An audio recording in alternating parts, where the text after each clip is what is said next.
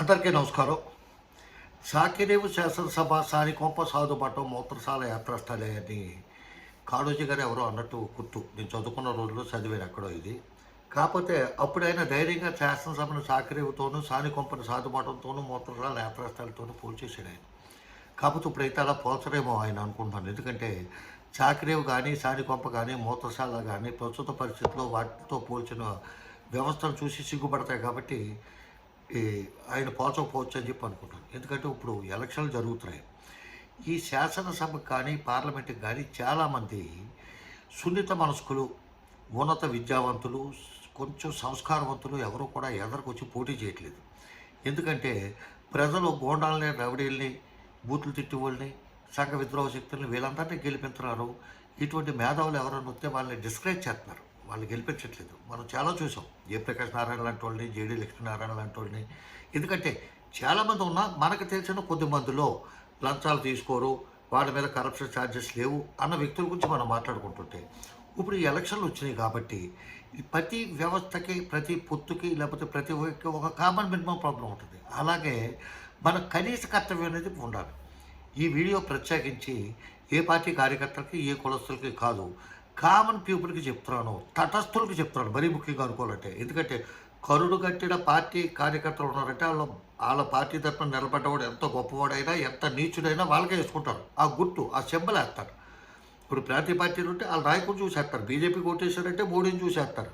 వైఎస్ఆర్సీపీకి వేశారంటే జగన్ చూసేస్తారు. తెలుగుదేశానికి వేశారంటే చంద్రబాబు నాయుడు చూసేస్తారు. జనసేనకి వేశారంటే పవన్ కళ్యాణ్ చూసేస్తారు. అంతే అక్కడ నిలబడ్డ వ్యక్తి గుణగణాల గురించి ఎవరూ పట్టించుకోరు.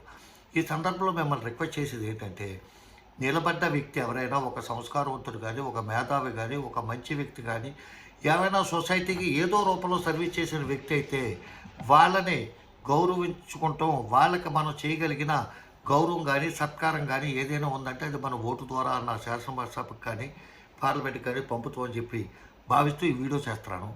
మరీ ముఖ్యంగా ఎందుకంటే ఒక వ్యక్తిగా చూపించే ప్రభావం కంటే అతను వృత్తి ద్వారా చూపించే ప్రభావం ఎక్కువగా ఉంటుంది. అది లాయర్లు కానీ, డాక్టర్లు కానీ, ఇంజనీర్లు కానీ, లేకపోతే సొసైటీలో వ్యాపారవేత్తలు కానీ, ఎవరైనా చార్టెడ్ అకౌంట్లు కానీ, కంపెనీ సెక్రటరీ కానీ, వాళ్ళ వ్యవస్థ చూపించేది. అటువంటిది ఇప్పుడు ఒక వ్యక్తి, అది దేవుడు లాంటి డాక్టర్, దేవాలయం లాంటి పార్లమెంట్కి వెళ్ళడానికి ప్రయత్నం చేస్తాడు. ఆయనే సింహాద్రి చంద్రశేఖర్ గారు, మచిలీపట్నం వాస్తవుడు. వాళ్ళ ఫాదర్ సింహాద్రి సత్యనారాయణ గారు. ఆయన దేవాదాయ ధర్మాదాయ శాఖ మంత్రి చేశారు, చాలా ఉన్నతమైన పదవులు చేశారు, శాసనసభ్యులుగా కూడా చాలా కాలం పనిచేశారు. ఏ విధమైన అవినీతి మచ్చాలు లేని మహోన్నతమైన వ్యక్తి ఆయన. వాళ్ళు ఆవలగడ్డ వాస్తవ్యుడు.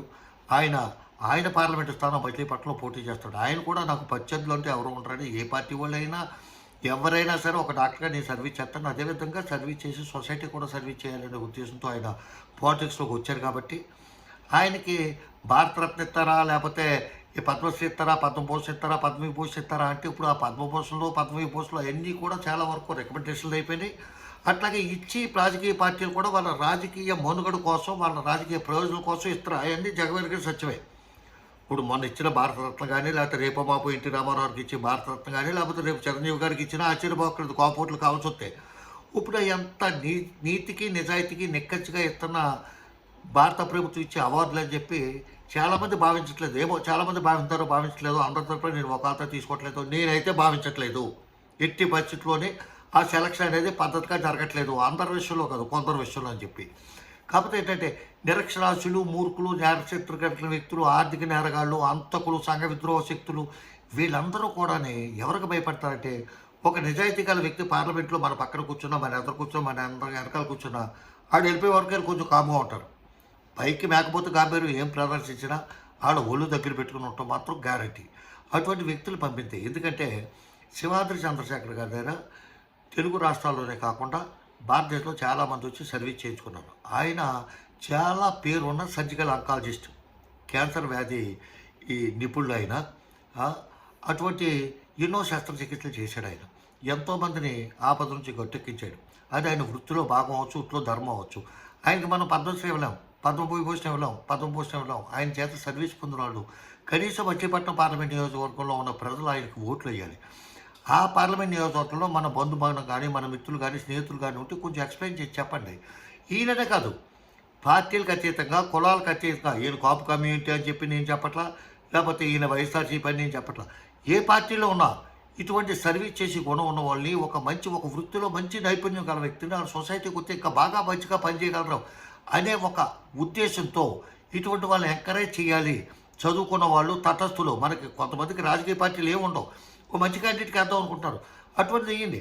మీరు ఒక అరగంట గంట ఒక టైం స్పెండ్ చేసి మీకు ఆ మచిలీపట్నం పార్లమెంటు నియోజకవర్గంలో ఉన్న 7 శాసనసభ నియోజకవర్గాలు ఎక్కడో చోట చుట్టాలో బంధువులు లేదా మన స్నేహితులు ఎవరో ఒకరు ఉంటారు కదా, ఆ మౌత్ పబ్లిసిటీ ద్వారా ఆయన గెలిపించడానికి ప్రయత్నం చేయండి అని చెప్పి, అదేవిధంగా ఇటువంటి ఉన్నతులు సంస్కారవంతులు ఎవరైనా ఉంటే వాళ్ళకు కూడా మీరు ఇటువంటి సహాయం చేయండి. ప్రతిసారి కూడా ప్రతి సందర్భంలో కూడా పార్టీలని కులాలని మతాలని బంధువులని అలాగ పట్టుకుని మనం ప్రాకులాడకూడదు. మనిషిగా పుట్టినందుకు ఒక వ్యక్తిగా కాకుండా మనిషిగానే కాకుండా మానవత్వంతో కూడా కొంత సర్వీస్ చేయవలసిన బాధ్యత ప్రతి మనిషికి ఉంది. కాబట్టి ఈ ఒక్క సహాయం చేయండి. ఒక మహోన్నత వ్యక్తి సౌమ్యుడు, ఆయన హాస్పిటల్ పేరు కూడా సౌమ్య హాస్పిటలే, కార్ఖానాలో ఉంటుంది హైదరాబాద్లోనే. నాకు పరిచయస్తులే, ఆయన భార్య నిర్మలాదేవి, ఆవిడ కూడా డాక్టరే. మీరు చాలా సౌమ్యంగా ఉంటారండి. మీరు ఎప్పుడైతే వెళ్ళి చూడండి, లేకపోతే వాళ్ళ దగ్గర ట్రీట్మెంట్ చేయించుకున్న వాళ్ళు కానీ వాళ్ళ ట్రీట్మెంట్ చేయించుకున్న వాళ్ళకి అసిస్టెంట్గా వెళ్ళేవాళ్ళు కానీ ఎవరైనా అడుగుతుండే ఎంత సౌమ్యంగా ఉంటారో అంత సౌమ్యంగా ఉంటారన్నమాట. అలా డాక్టర్ అని కానీ పెద్ద పేరున్న హాస్పిటల్ అని కానీ పేరున్న వ్యక్తి అని కానీ ఎక్కడ అహంభావం కనపడదు. చాలా సింపుల్ సెట్గా ఒక గృహిణిలాగా ఉంటుంది ఆవిడ కూడా. చాలా హ్యాపీగా చూస్తుంది. ఆవిడ గైనకాలజిస్ట్ అనుకుంటాను. అందుకని చెప్పి మీకు చేతనైన సహాయం ఆర్థికంగా చెయ్యక్కర్లేదు, లేదా అక్కడికి వెళ్ళి సంపక్కలేదు. వీలైతే మచిలీపట్నం వెళ్ళండి, 1-2 రోజులు క్యాన్వాస్ చేయండి. మన చుట్టాల పట్టాలు ఉంటే వాళ్ళకి చెప్పండి, కన్విన్స్ చేయండి. అదేవిధంగా నేను ఒక్కరికే చెప్పట్లా, వైఎస్ఆర్సీపీ కాదు, ఏ పార్టీ నుంచి అయినా ఒక ఉన్నత విద్యావంతుడు కానీ ఒక సంఘ సంస్కర్త కానీ ఇటువంటి సర్వీస్ ఎంతోమంది పేదలకు సర్వీస్ చేసిన వ్యక్తి, ఎంతోమంది ప్రాణాలు కాపాడిన వ్యక్తి, దేవుడు లాంటి వ్యక్తి, డాక్టర్ అంటే దేవుడు, అటువంటి నిజంగా దేవుడు లాంటి వ్యక్తి. కాబట్టి ఆయనకి ఏవైనా ఉపయోగపడితే మీ మాట ద్వారా ఉపయోగపడండి, మీ చేతల ద్వారా ఉపయోగపడండి, మీ సహాయం ద్వారా ఉపయోగపడండి అని చెప్పి కోరుకుంటూ, ఇటువంటి వ్యక్తులు ఎవరైనా ఉంటే మీరు కూడా పోస్టులు పెట్టండి, మీరు కూడా తెలియజేయండి. మేము కూడా మాకు చేతన సహాయం మేము చేసి మా వంతుగా మేము కృషి చేస్తామని చెప్పి తెలియజేస్తూ సెలవు తీసుకుంటున్నాను. మీ రామహంసరావు. జై హింద్.